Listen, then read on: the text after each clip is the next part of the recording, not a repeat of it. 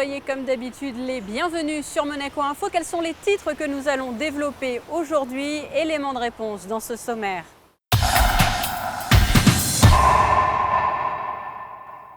Elle est dans les esprits des défenseurs de l'environnement. La conférence sur le climat organisée à Paris en fin d'année. Un sommet a eu lieu mardi pour évoquer les enjeux planétaires de ce rendez-vous. Vous venez peut-être de la suivre en intégralité. Retour dans ce journal sur les thèmes développés au cours de la conférence de presse du gouvernement. Il sera aussi question de la vente aux enchères organisée par la maison Arcurial. De jeunes monégasques ont quitté la principauté. Passionnés de rugby, ils vont participer à un tournoi en Afrique du Sud. Et puis de la musique pour terminer avec le concert du Palais Princier. Je vous le disais en titre, nous ouvrons ce journal avec ce sommet qui vient d'avoir lieu, sommet des consciences en présence notamment de son Altesse Sérénissime, le Prince Albert II et du président de la République française, François Hollande. Le rendez-vous a eu lieu en plein cœur de Paris et était lié à l'avenir du climat et de notre planète. Nous étions sur place.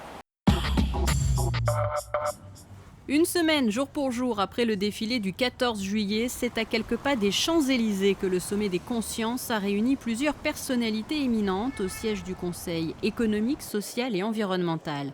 Parmi elles, des chefs d'État, le prince Albert II, François Hollande, Michael Higgins.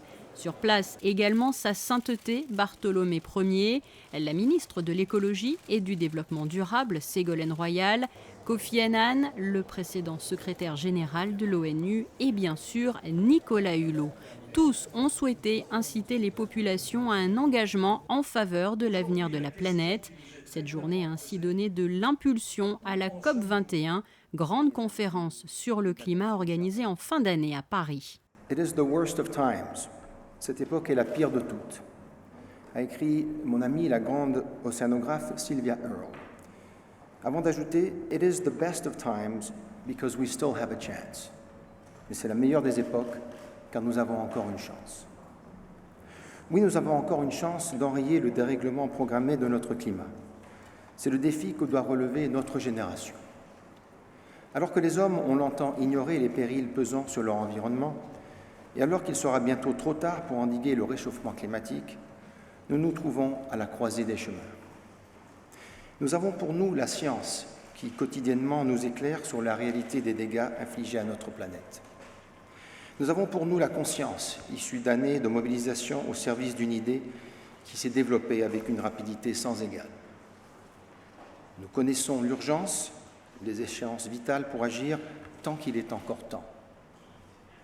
Nous avons de plus en plus de moyens pour le faire, puisque dès à présent se dessinent des solutions techniques et technologiques alternatives que nous connaissons pour envisager des modes de développement respectueux de la nature. Nous vivons donc une époque cruciale. De nos décisions, nous le savons, dépend une large part de notre avenir.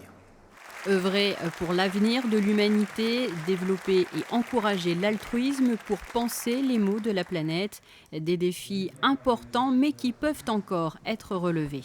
Je veux ici vous dire quel est l'enjeu. L'enjeu, c'est de conclure un accord qui puisse être global, contraignant, différencié, qui s'applique partout et qui puisse être respecté. Cet enjeu s'ajoute à d'autres objectifs qui sont notamment discutés ou qui vont l'être lors de l'Assemblée générale des Nations unies au mois de septembre prochain, à l'initiative du secrétaire général de l'ONU, Ban Ki-moon. Nous appelons ces objectifs ceux du millénaire, c'est-à-dire du développement.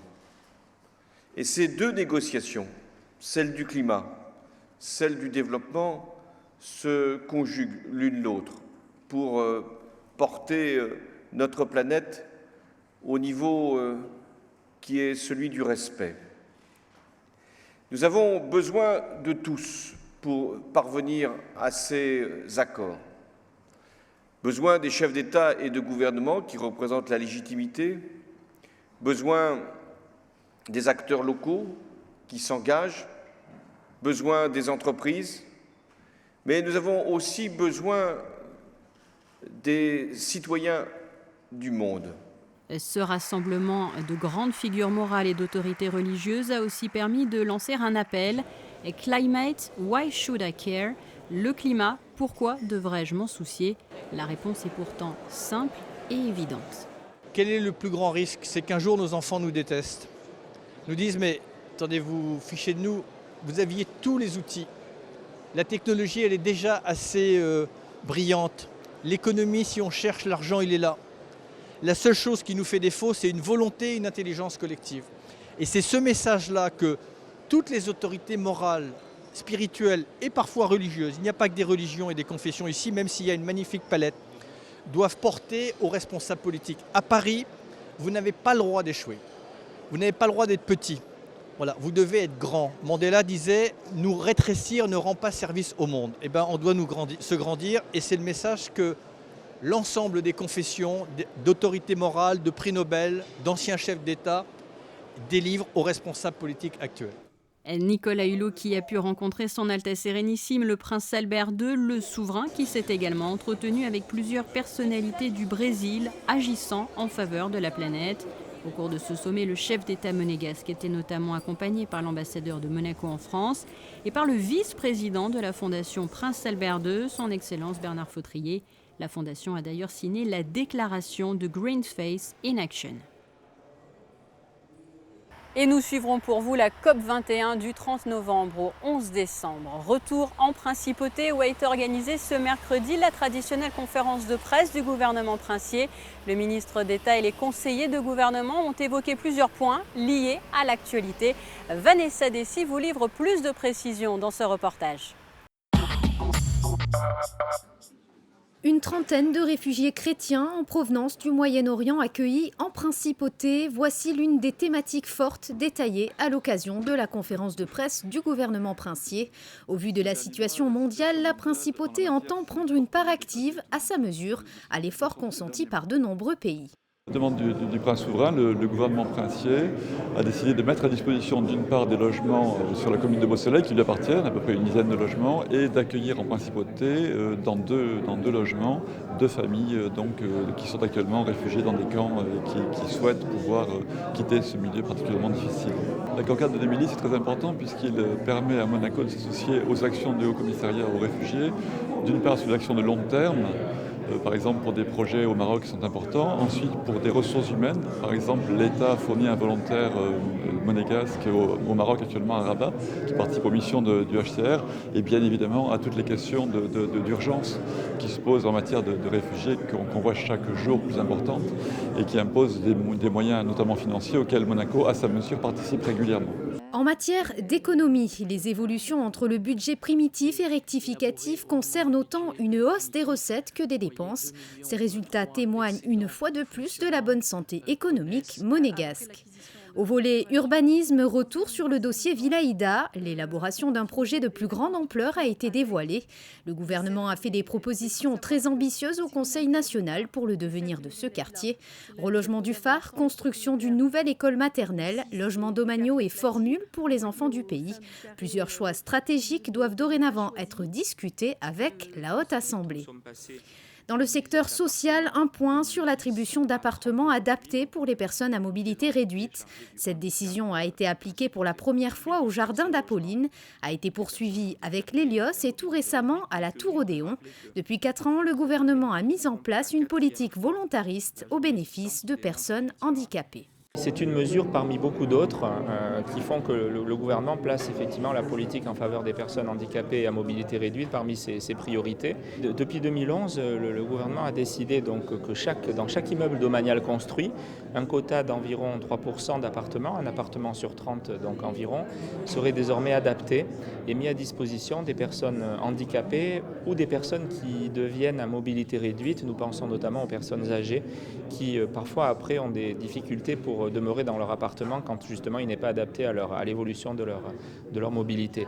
Donc nous sommes passés, grâce à cette décision, de 10 à 30 appartements. Donc nous avons multiplié par 3 le nombre de ces appartements adaptés. Et grâce aux dernières livraisons donc, de la tour Odéon, nous avons été en mesure aujourd'hui de satisfaire toutes les demandes des monégasques et des résidents qui le souhaitaient.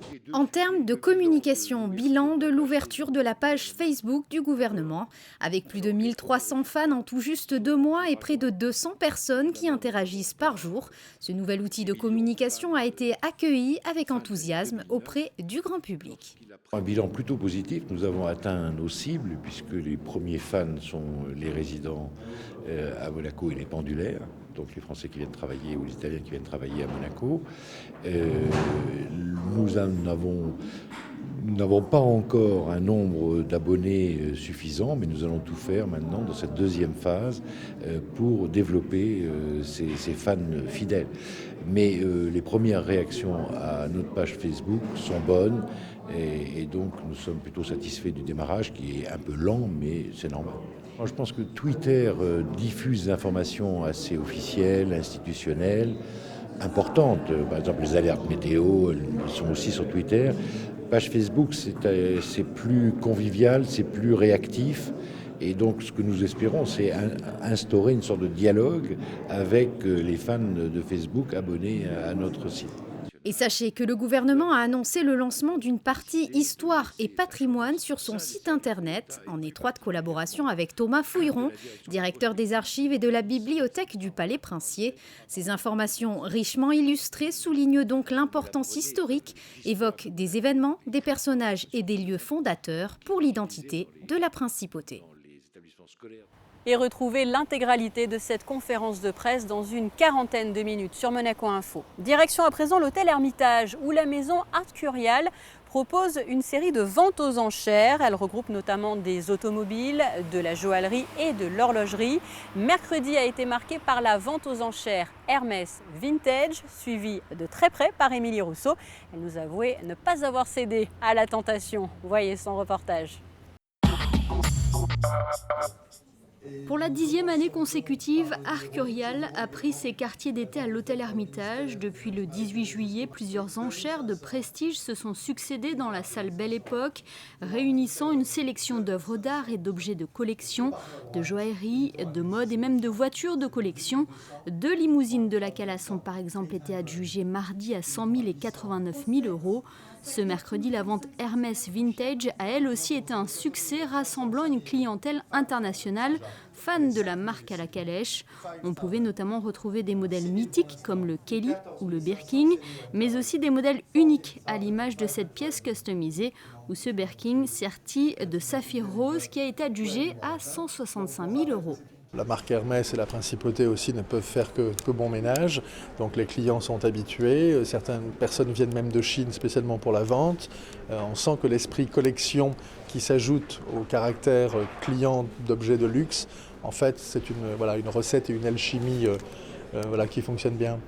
Pendant près de 2 heures, une centaine de lots aura défilé sous les yeux des collectionneurs aguerris et des simples amateurs, le tout sous le son du marteau de François Tajan. Ces 10 ans d'enchères haut de gamme à Monaco confirment ainsi le succès de la maison Arcurial qui avait fait le pari en 2005 d'investir la principauté.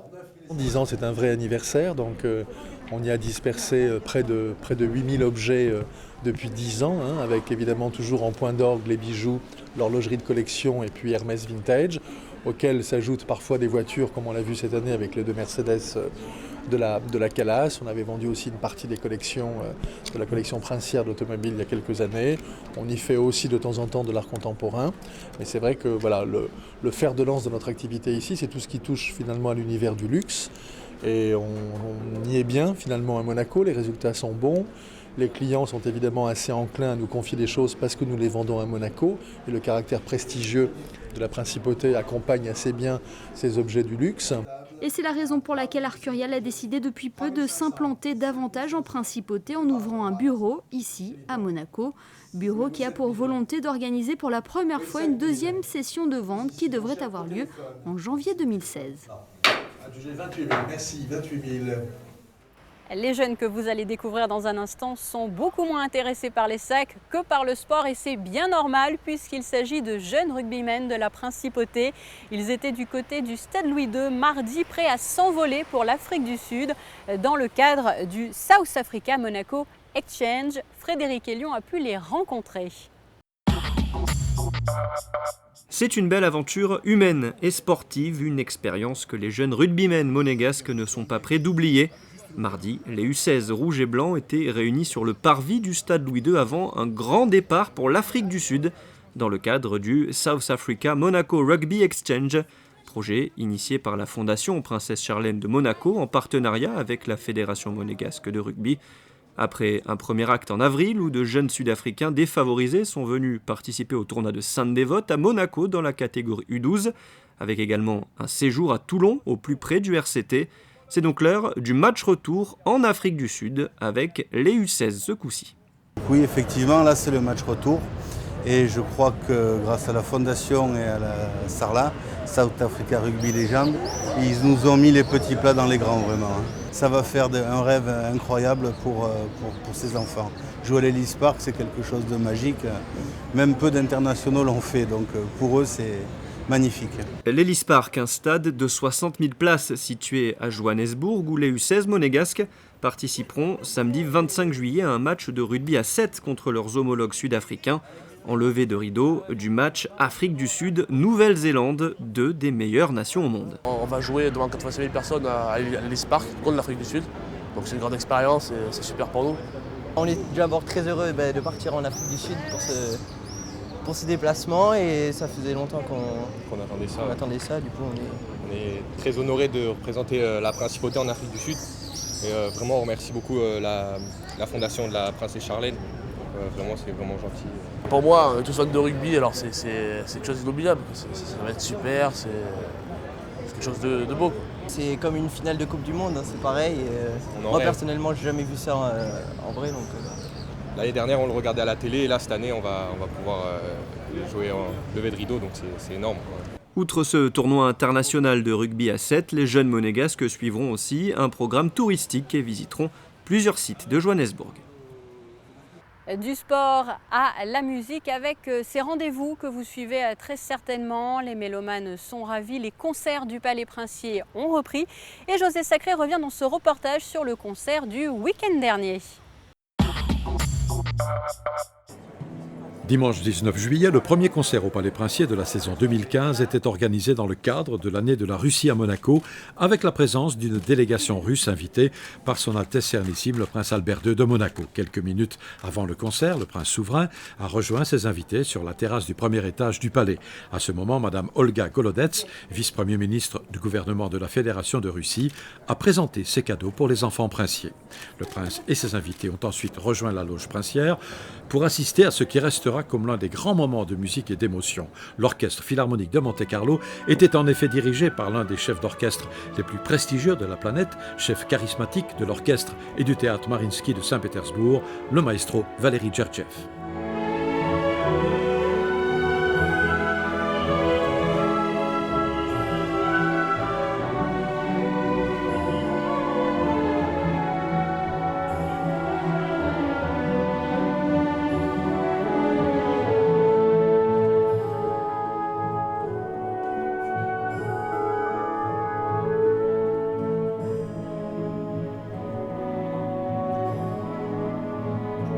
Мне очень приятно работать с этим оркестром, и вчера мы порепетировали. J'ai beaucoup de plaisir de travailler avec l'Orchestre Philharmonique de Monte-Carlo. C'est une équipe avec beaucoup de talent et beaucoup d'inspiration.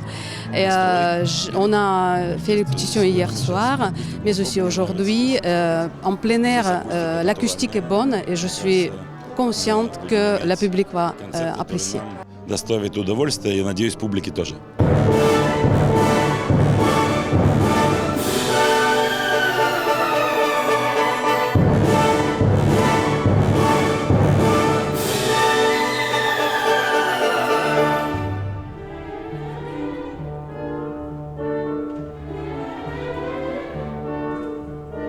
Культурные традиции и связи между Россией и Nous avons des longs liens culturels entre Monaco et la Russie, notamment Diaghilev ou Stravinsky sont laissés les traces indispensables pour penser le développement culturel de nos deux pays, mais aussi peut-être politique. Наши связи и культурные, и общегосударственный в таком же духе. Ça nous donne aussi des élans à continuer avancer dans l'avant-garde de ces grands maîtres. И мне кажется, приглашение нам делать то же самое. L'Orchestre Philharmonique de Monte-Carlo et son chef d'un soir, le maestro Valéry Gergiev, ont fait un triomphe dans la cour d'honneur du Palais Princier, longuement applaudi par un public mélomane très international, conscient d'avoir assisté à ce qui restera comme l'un des moments les plus marquants de l'année de la Russie à Monaco.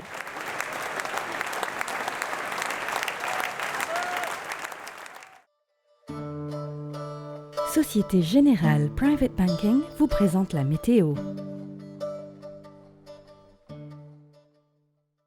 Voilà pour l'essentiel de l'actualité. Passons à présent à vos prévisions météo.